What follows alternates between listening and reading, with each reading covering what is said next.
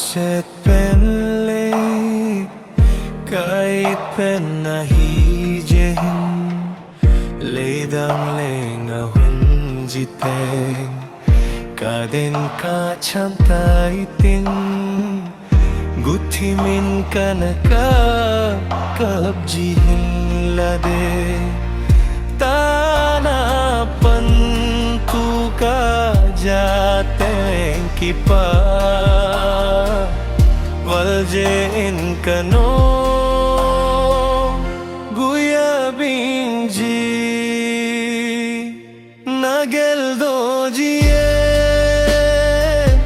First November Cholavano ya Itim tulel cheng Miltagetin Kanaki geljinla Kangay lutmasa Valjein kahin Lajo poiti Miltange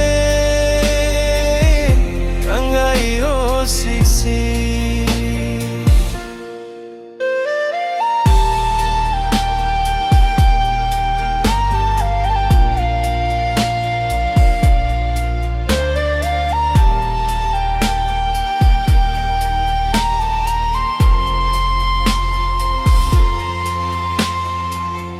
किसी कोई डोई आए हम चम बंगाए खेल लोना न चुन ले न जो जे हम खिन्ना कोल निया सो ही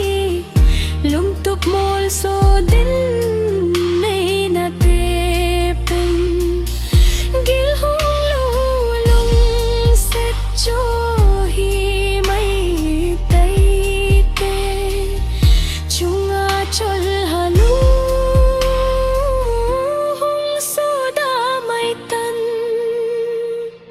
Nagel dojien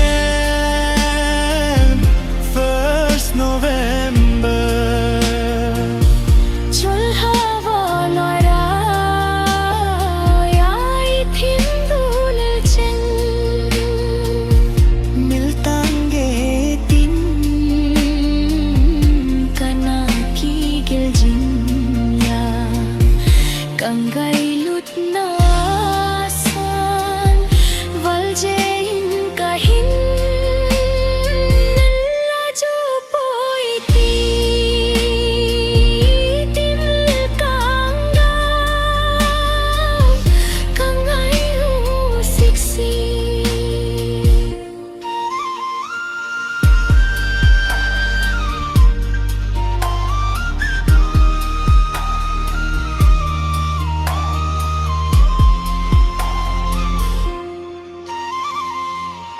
Mildin